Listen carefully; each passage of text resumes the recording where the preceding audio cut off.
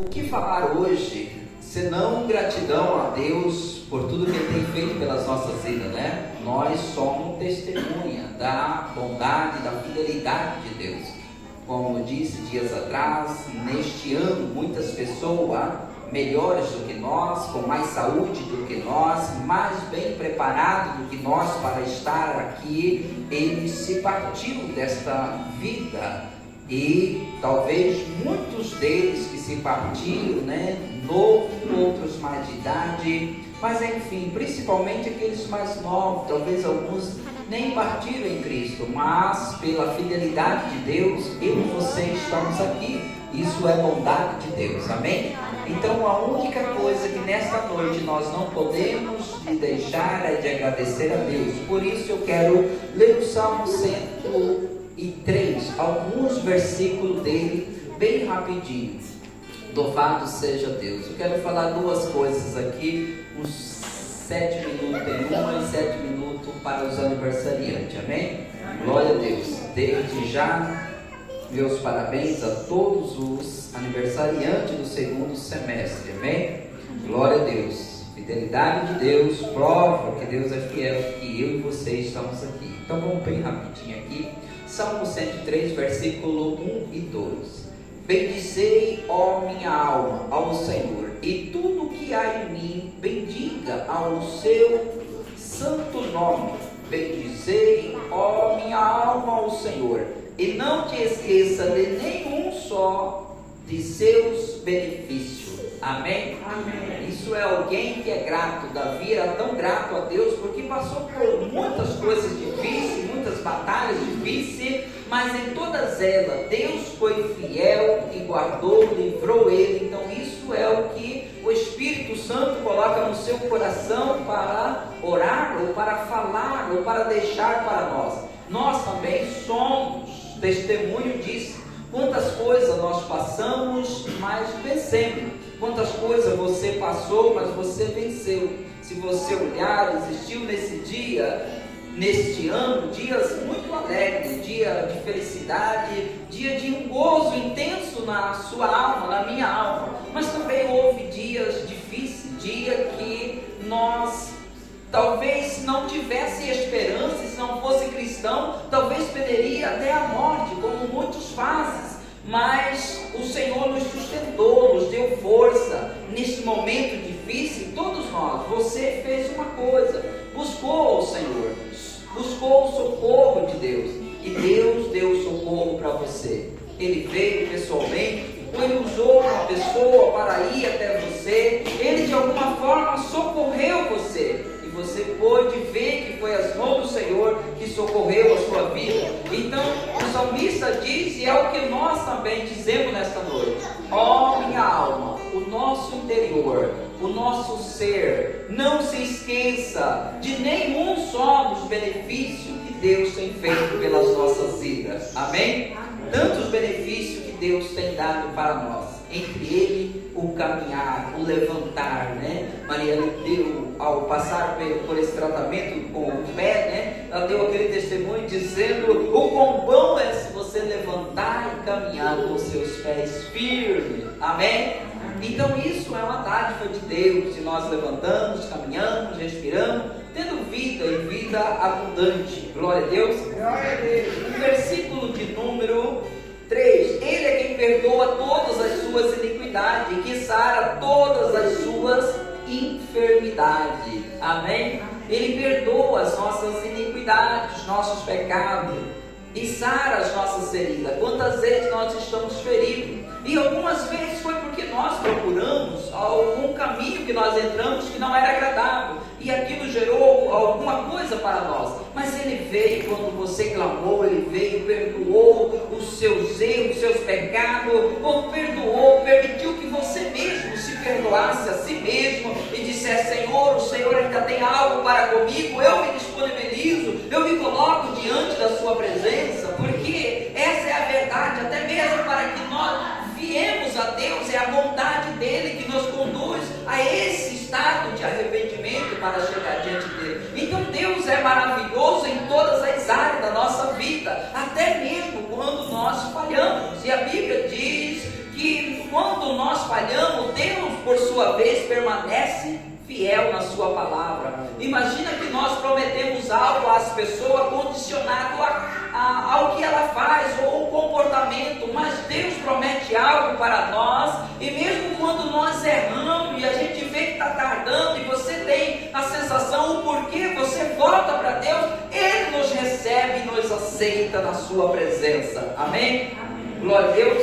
O versículo 4: quem da cova redime a sua vida e te coroa de graça e misericórdia. Aonde uma pessoa pode estar? Talvez parecendo uma cova, talvez se sente que está partido, talvez as coisas estão se perdendo, mas Deus redime-nos deste lugar e coroa-nos com misericórdia. Amém? Amém? Que Deus maravilhoso esse, né? Que Pai maravilhoso. Por isso nós agradecemos. Quem farta de bem a tua velhice, de sorte que a tua mocidade se renova como a da águia. Amém? Que farta-te, que te farta de bens a tua velhice, de sorte que a tua mocidade se renova como a da águia. Talvez, se você analisar algum dia, algum momento deste ano, você estava tão para baixo, tão se sentindo pequenino, tão para baixo, tão desmotivado, mas quando você clamou a Deus, ou quando alguém te chamou para ir à casa do Senhor, ou quando alguém ministrou algo na sua vida, você sentiu a sua alma se renovando, você sentiu o renovo de Deus, a esperança entrando novamente, você se colocando de pé novamente e dizendo: eu sou forte, eu posso tudo naquele que me fortalece. Então você ficou de pé novamente. Isto é a vontade de Deus. Amém? Amém. Glória a Deus. Glória a Deus. O versículo 8, para irmos mais rápido. O Senhor é misericordioso e compassivo, longânimo e benigno. Deus é misericordioso e compassivo. Isso é uma coisa que nós cristãos devemos ter em nosso coração, que Deus é misericordioso e compassivo. Ainda que um dia você erre, não fique prostrado ali. Levante e venha ao seu Pai, que Ele está te aguardando. Glória a Deus. Isso é o que é bondade de Deus. E a minha alma, sua alma nunca deve esquecer disso. Não nos, versículo 10: não nos trata segundo os nossos pecados, nem nos retribui consoante as nossas iniquidades. Pois quanto o céu se alteia acima da terra, assim é grande a sua misericórdia para os que o temem. Amém? Glória a Deus. Que maravilha, que maravilha. Ele não nos trata segundo os nossos pecados, nem nos retribui consoante as nossas iniquidades. Como eu disse, quantas vezes nós erramos, mas quando nós voltamos para Ele, Ele não joga na nossa cara aquilo que fizemos, mas antes Ele nos abraça, como dizendo: filho, porque você saiu, aqui está o seu lugar, volta para o seu lugar. Amém? Amém. Glória a Deus. Aleluia. E a Bíblia diz: como os céus são mais altos do que a terra, assim são a misericórdia de Deus. Se nós olhamos esse céu que nós vemos agora, nós não conseguimos ver o seu fim. Então, como é grande a misericórdia de Deus? É o que diz a Bíblia: sua misericórdia não tem fim, não tem fim. E o Senhor, Ele é compassível e usa de misericórdia para aqueles que o temem. Glória a Deus. Às vezes a pessoa teme a Deus e ele pode tropeçar, e você deve voltar ao Senhor, e Ele tem misericórdia para você. O versículo 13: como um pai se compadece de seu filho, assim o Senhor compadece dos que o temem. Amém? Amém. Glória a Deus. Há um temor no seu coração? Por certo que há. Você está aqui, você está com o Senhor. Por quê? Porque Ele colocou fé no seu coração, você acessou a graça de Deus, então o temor de Deus veio ao seu coração. Há temor de Deus no seu coração, e a qualquer momento, se acontecer algo, o Senhor te levanta novamente, porque Ele diz: como um pai que compadece, assim é o Senhor. Ele nos trata, Ele compadece daquele que o teme. Glória a Deus.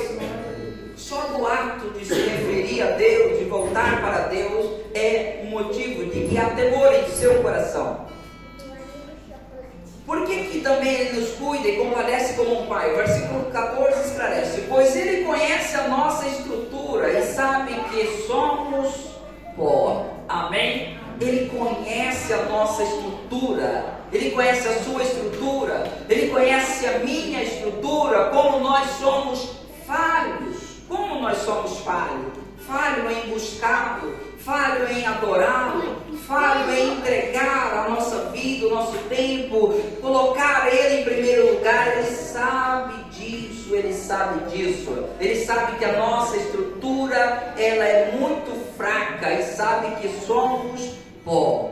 Mas agora, o grande mover disso é que um Deus que sabe que nós somos pó, e mesmo assim Ele nos trata como filho. Amém? Glória a Deus.